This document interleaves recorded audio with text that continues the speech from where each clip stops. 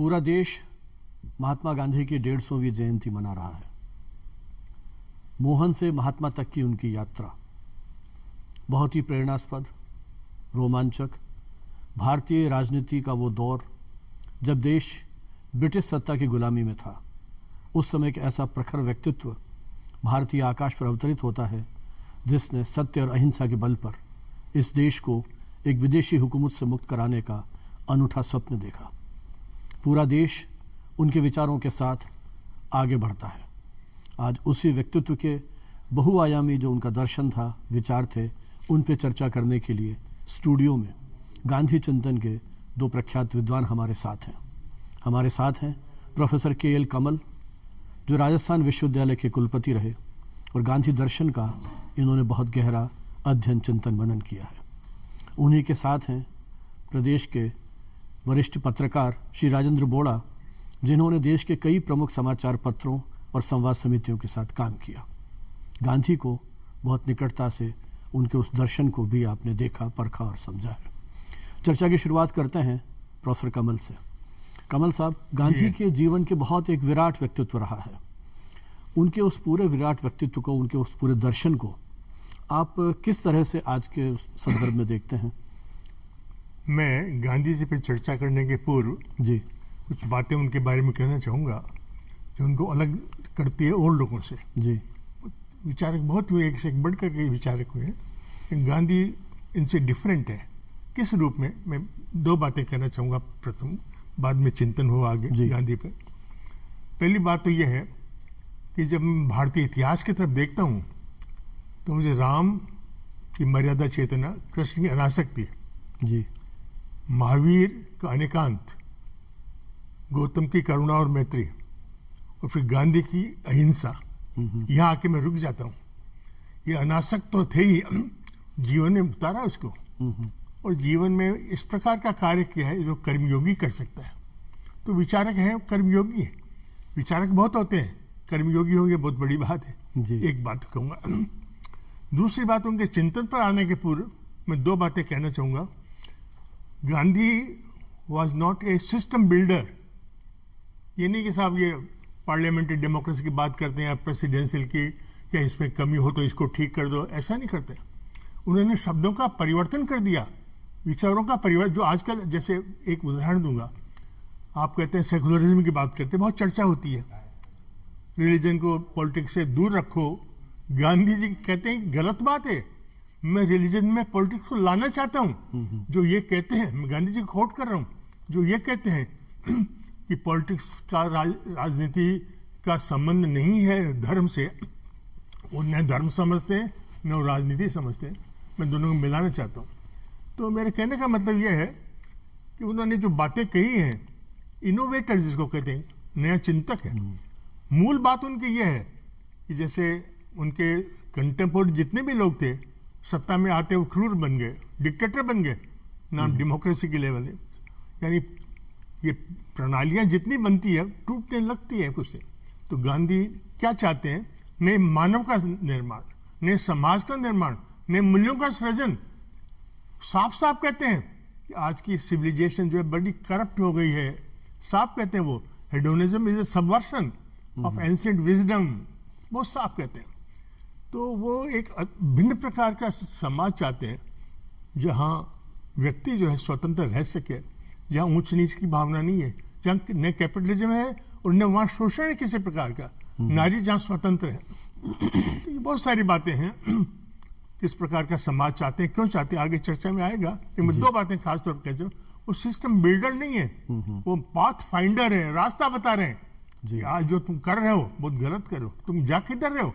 ये व्यक्ति ललकार रहा, खड़ा होकर के ललकार रहा है एक क्रांतिकारियों के रूप में, कि कर क्या रहे हो तुम, किधर जा रहे हो, ये दिशा बहुत गलत है, तुम गलत दिशा में जा रहे हो।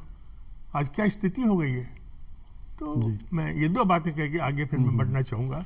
बोड़ा जी, जैसा कमल साहब ने गांधी को राम, कृष्ण, महावीर और बुद्ध के साथ जोड़ा और एक अहिंसक सेनानी के रूप में, एक ऐसे व्यक्तित्व के रूप में जिसने उस पूरा जो एक संस्था जिस तरह की थी, जो अलग अलग पक्ष थे, उनको ललकारा, उनको चुनौतियां दी। गांधी ने समाज के हर उस पक्ष पर ध्यान दिया किसका विकास करना है, चाहे वो जो समाज शोषित हो रहा है, चाहे महिलाएं, हर एक की बात उन्होंने की। आप किस रूप में उस गांधी के पूरे व्यक्तित्व को देखते हैं? गांधी के जीवन को हम खांचों में नहीं बांट सकते जी। एक संपूर्ण व्यक्तित्व था वो, और उसको हम चिंतक कहेंगे तो अन्याय होगा गांधी के साथ। वो एक संत था, और जो बात करता था वो एक सनातन भारतीय परंपराओं की बात करता था, और उसकी जो बातें थी उसमें जो भारतीय नैतिकता की बातें थी वो सबसे ज़्यादा उभर कर आती थी हर बात में उसकी। तो गांधी को अगर मैं याद करूं तो दो चीज़ों के लिए याद करता हूं, उसके सत्य के लिए और अहिंसा के लिए। अगर सत्य और अहिंसा को गांधी से निकाल दिया जाए तो मोहनदास करमचंद नाम सैकड़ों के लोग हो सकते हैं, लेकिन उसमें फिर गांधी नहीं बनता, महात्मा गांधी नहीं बनता। महात्मा गांधी, मोहन से महात्मा तक की जो सफ़र है वो सत्य और अहिंसा का सफ़र है। इन दो चीज़ों पर वो पूरी उम्र इस तरह से डटा रहा, किसी हालत में समझौता नहीं किया। बड़ा जिद्दी था एक तरह से, लेकिन वो जिद किसी सत्ता के लिए नहीं थी। आप देखिए, राजनीति की जब बात करते हैं, वो राजनीति भी की उसने, राजनीति में था, लेकिन राजनीति नहीं की। राजनीति जिस कंटेक्स्ट में हम सोचते हैं, तो वो एक इस तरह अंग्रेजों को चाहता था, अंग्रेजों भारत छोड़ो, भारत से बाहर निकालना चाहता था, लेकिन अंग्रेज उसके दुश्मन नहीं थे, कभी दुश्मन नहीं कहा, दोस्तों की तरह उनसे कहा तुम जाओ यहाँ से, हम हमारा संभालेंगे। तो ये एक ऐसा व्यक्तित्व था जिसने हिंदुस्तान के हर आदमी के हर घर में, हमारी रसोई तक में वो पहुंचा हुआ था। आपको एक छोटा सा उदाहरण देता हूँ, एक बहुत पुराने, आज वो नहीं है, उन्होंने उस जमाने के स्वतंत्रता सेनानी ने मुझे बताया कि घरों में ये बात होती थी कि जैसे आलू छीला जा रहा है तो औरतें कहती थी नहीं इस आलू का छिलका मत फेंकना, गांधी जी ने कहा कि छिलके में काम होता है। तो जिस आदमी की बात इस हद तक पहुंच गई हो, जबकि हमारे पास इस तरह के कम्युनिकेशन के कोई साधन नहीं थे, और लोगों को तैयार किया, किस तरह तैयार किया? सत्य और अहिंसा के नाम पर तैयार किया। उसने लड़ने के लिए, बंदूक उठाने के लिए नहीं तैयार किया, आत्मबल लाए, लोगों के मन से भय को निकाल दिया। जिस दिन भय निकल जाता है, वो जो आत्मबल आता है, उसने आपको आज़ादी दी असली। कमल साहब, जैसा बोड़ा जी ने कहा कि गांधी जी ने उस आत्मबल को महत्वता दी, और मतलब उस समय का जो समाज था बहुत सीमित, संसाधन हमारे पास बहुत सीमित थे। आज तो हमारे पास तकनीक की इतनी बड़ी ताकत है कि हम क्षण भर में कहीं पहुंच सकते हैं। हमारा समाज एक बहुत बड़ी सीमा तक निरक्षर भी था। ऐसे में गांधी एक कम्युनिकेटर के रूप में, संप्रेषक के रूप में उभरते हैं, और उन्होंने पूरे अपने समाज को जोड़ने की कोशिश की। बहुत सारी दूसरी ताकतें भी उस समय हावी थीं। देश की आज़ादी के आंदोलन के अलग अलग लोग अपने ढंग से प्रयत्न कर रहे थे। तो आप क्या विशेषताएं गांधी के उस व्यक्तित्व में पाते हैं कि किस तरह से उन्होंने पूरे देश को एक सूत्र में जोड़ा? ये बहुत बड़ी बात है कि जब साधन थे ही नहीं किसी प्रकार के, वहाँ सारे देश को एक सूत्र में बांधना बहुत अद्वितीय बात है जी। मैं कहूँगा क्यों हुआ? आत्मबल है सबसे बड़े, जिसका जिक्र भी आया, आत्मबल है। वो ये सोचते थे कि आखिर मनुष्य है क्या, मनुष्य जीवन का उद्देश्य क्या है। सत्यचित आनंद की बात कहते हैं गांधी जी, सत्यचित आनंद की बात कहते हैं। मनुष्य का ध्येय तो वो है, आज जाग किधर रहा है वो? इस दृष्टि से जिस मानव का निर्माण करना चाहते हैं, वो समाज ऐसा जो शोषण मुक्त है ही नहीं, शोषण है, ऊंच नीच की भावना है नहीं, जहाँ किसी प्रकार की नहीं है। जैसे उन्होंने हिंद स्वराज की बात की, छोटी सी पुस्तक है, बहुत छोटी सी पुस्तक है, उसमें सब कुछ कह दिया। वो गांधी का मैनिफेस्टो एक प्रकार से। वो उसमें कहते हैं कि आप जो है हिंद स्वराज की जब बात करते हैं, ग्राम स्वराज की बात करते हैं, वो आपका स्वराज है, आप अपने मालिक हैं, न थोप दिया जाता है किसी प्रकार का। जैसे होता है जो भी जिस प्रकार का शासन आता है, यानी वो व्यक्ति, अरविंद, गांधी और विवेकानंद, तीन ऐसे विचारक हुए हैं भारतीय इतिहास में, जिन्होंने कहा कि व्यक्ति की स्वतंत्रता निरपेक्ष है, परिस्थिति निरपेक्ष है। किसी भी प्रकार की परिस्थिति हो, मनुष्य को दबाया नहीं जा सकता। मैन इज बोर्न फ्री, जैसा रूसो भी कहता है। तो आखिर मतलब है क्या? यदि मनुष्य को दबा दिया गया किसी प्रकार से, तो खत्म हुआ, उसका व्यक्तित्व तो समाप्त हो जाता है। तो मतलब प्रारंभ से लेकर के आखिर तक वो आखिर कैसे बढ़ सके? जैसे आज की स्थिति का और आज की स्थिति भी देख लीजिए, और गांधी के समय की स्थिति वही थी। गांधी ने बहुत परिवर्तन किया। जैसे दिनकर जी क्या कहते हैं कि क्या हालत हो रही है हमारी, ऊंच नीच की भावना। मैं पूरी पंक्तियां सुनाना पसंद नहीं करूंगा, ठीक भी नहीं लगा, समय भी नहीं है, कि जहाँ क्या स्थिति क्या है, मतलब मनुष्य कहाँ जा रहा है, आखिर यह है क्यों, ये ऊंच नीच है क्यों? तो गांधी जी यही कहना चाहते हैं कि आत्मबल यदि व्यक्ति का होता है, नैतिक बल जिसको आप कहते हैं, वो रिलीजन के बाद क्यों? रिलीजन क्या है? रिलीजन सेक्टेरियनिज्म नहीं है, जी रिलीजन कोई पर्टिकुलर धर्म नहीं है, मतलब वो आपका अपना स्वधाय है, अपना स्वधर्म है, अपना धर्म है, जो आपको करना चाहिए, व्हाट यू शुड डू। नैतिकता, नैतिकता के अलावा कुछ नहीं है मतलब।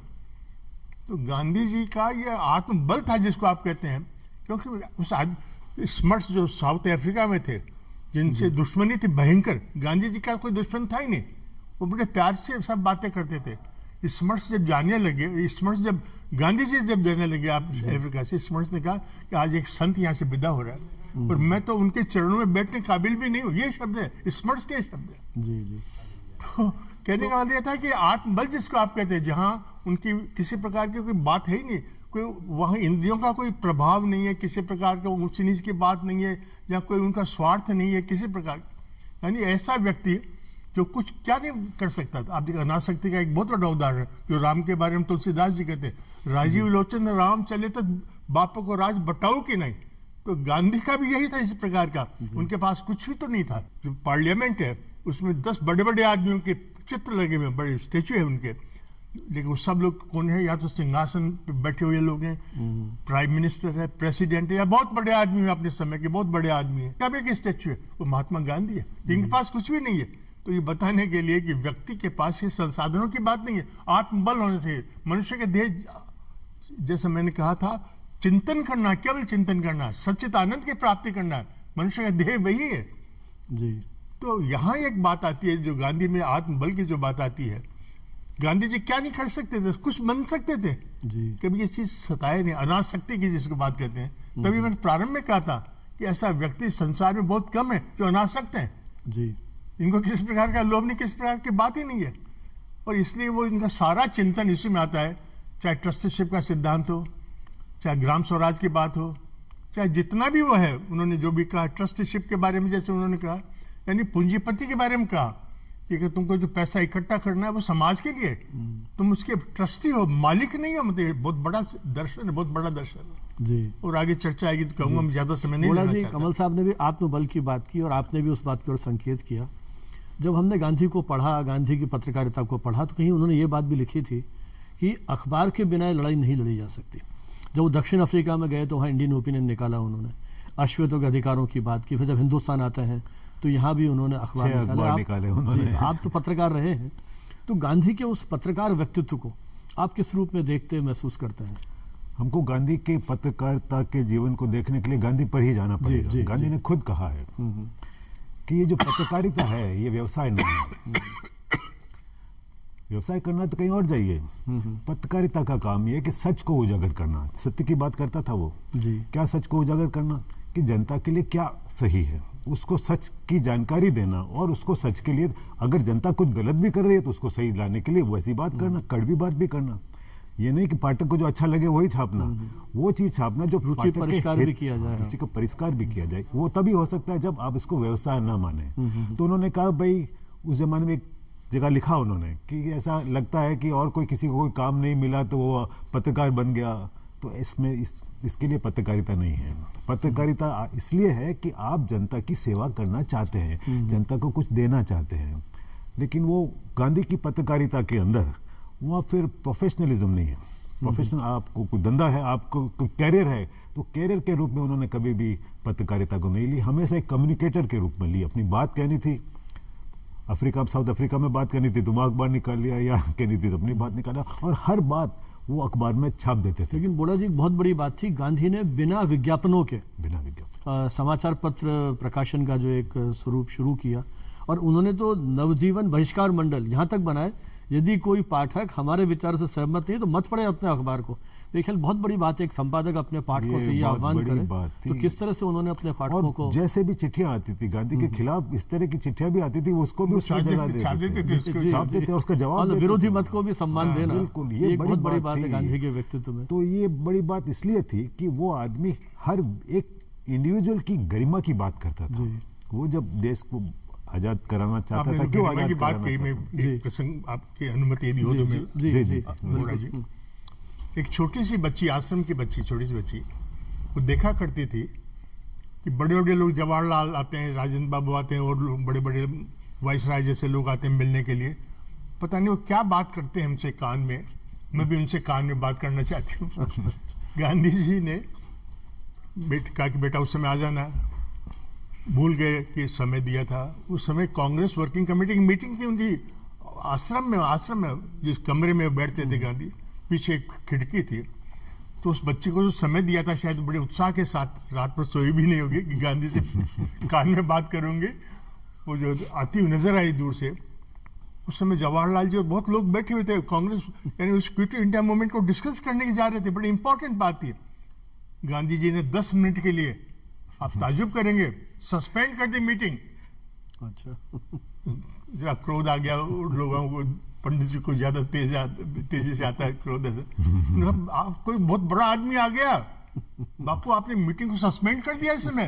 ताकि देखो भाई पंडित जी, मैं बुढ़ा आदमी मर जाऊंगा कल, ये बच्ची जब बड़ी होगी तो कहेगी गांधी झूठा था, टाइम दे करके रखा नहीं उस मेरे टाइम को, इसलिए मैंने ये बच्ची जब आ रही है मैंने देख लिया उसको, मैं उससे बात करूंगा। वो कान में क्या बात करती हो तो जैसे छोटे बच्चे बात, ये बहुत बड़ी बात है तो ऐसे शायद विश्व इतिहास में मिलेगा नहीं। मतलब यानी गौतम बुद्ध यही कहते हैं कि बहुत बड़ा आदमी कौन है दुनिया का। गौतम बुद्ध ने आधार बताया, बैरोमीटर बताया, मेजरिंग रॉड बताया कि जिसकी प्रेजेंस में छोटे से छोटा आदमी जो है बड़ा हो। यानी जैसे राजा महाराजा आप बहुत बड़े पद पर बैठे हुए हैं, लेकिन छोटे छोटे आदमियों को भी आप वही महत्व देते हैं जो वीआईपी को देते हैं, वो बड़ा आदमी दुनिया का। बोला जी, जैसा कमल साहब ने बताया, मानवीय गरिमा की जो बात की, गांधी ने अपनी आत्मकथा में ऐसे बहुत सारे प्रसंग उल्लेख किए हैं, तो उनकी आत्मकथा के बारे में कुछ बताएंगे आप? वो जो गांधी ने जितनी ईमानदारी के साथ लिखा है, तो गांधी का तो पूरा जीवन ही खुली किताब थी। जी, जी। उन्होंने कुछ नहीं छुपाया, सत्य की बात करते थे, वो दूसरों के लिए नहीं करते थे, खुद भी को उतना ही। सत्य और सच्चाई में हालांकि थोड़ा सा फर्क है, लेकिन वो सच्चाई को भी उतना ही महत्व देते थे। और एक बार उन्होंने कहा भी कि इस सत्य और सच्चाई के कारण मैं बहुत सारी खतरों से बच गया, क्योंकि जब आप सच बोलते हैं तो आपको षड्यंत्र करने की जरूरत नहीं पड़ती। सही तो ये जो सच्चाई थी उसकी जो उन्होंने किताब में, कोई चीज़ नहीं छुपी। अब उस किताब को आज हम इंटरप्रेट करते हैं, बहुत सारे गांधी के खिलाफ उसके उदाहरणों को लेते हैं, लेकिन हमको कम से कम गांधी को इस बात का धन्यवाद तो देना पड़ेगा कि उसने अपनी जिंदगी में कोई चीज ऐसी नहीं की जो उसने छुपा नहीं, क्योंकि हमेशा जो चीज छुपाई जाती है वो अपराध होता है। गांधी ने ऐसा कोई अपराध नहीं किया अपनी जिंदगी में, क्योंकि उसने कुछ चीज नहीं छुपाई। जो चीज थी वो लिख देता था, अखबार में लिख देता था, और जो नहीं लिख पाया वो किताब में लिख दी उसने। तो किताब क्यों लिखी उसने? ये लिखा कि भाई मैं अपनी ज़िंदगी को आपसे शेयर करना चाहता हूँ, लोगों के साथ बांटना चाहता हूँ। तो इससे आप क्या समझेंगे, अब ये समझने की बात है। लेकिन सबसे बड़ी बात ये थी कि सरल आदमी था वो, हर चीज़ सरलता से करता था। भाषण आप उनके सुनिए, रिकॉर्डिंग आपके पास अवेलेबल है। उनके पास शब्दों के बहुत बड़े जाल नहीं थे, बहुत बड़ा वक्ता नहीं था, बहुत अच्छा वक्ता, गुजराती मिली जुली भाषा बोलता था, लेकिन सरलता से बात करता था। लेकिन उस सरलता में असाधारण बात कह जाता था। सबसे बड़ी बात यह थी कि असाधारण बात बड़ी सरलता से कहा जाता था, और ये एक बहुत अच्छा कम्युनिकेटर ही कर सकता है, एक अच्छा नेता कर सकता है। कमल साहब कुछ कहना चाहते हैं? जी, 2 बातें कहना चाहूंगा और बात आ रही है।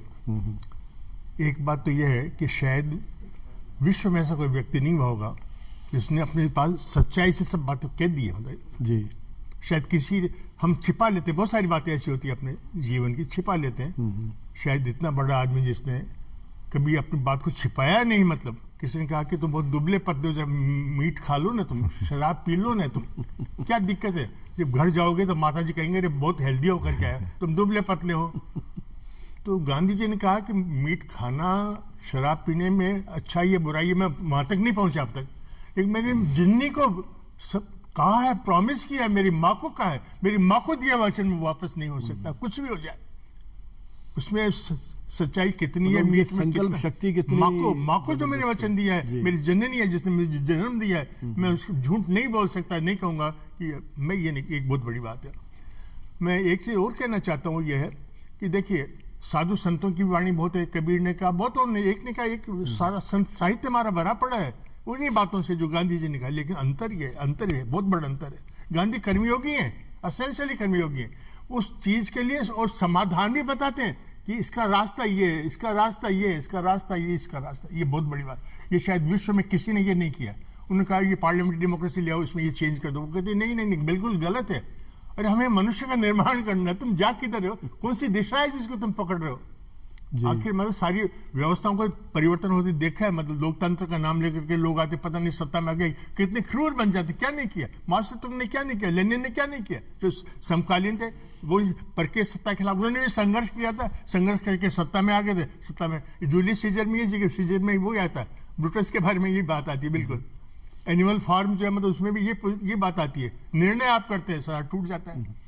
तो चलिए, ये अपने बहुत पास बड़ी अब बात है। वो समय- समाधान बताया, कमल साहब, समाधान। अपने पास समय थोड़ा सीमित समाधान है। बताया। अपने गांधी के उस विराट पक्ष की चर्चा की, बहुत संक्षेप में बताइए कि गांधी ने इतना कुछ किया आज के दौर में, क्या लगता है गांधी इतने प्रासंगिक हैं, या गांधी की पुनर्व्याख्या किस तरह से देखिए, करेंगे आप? जी।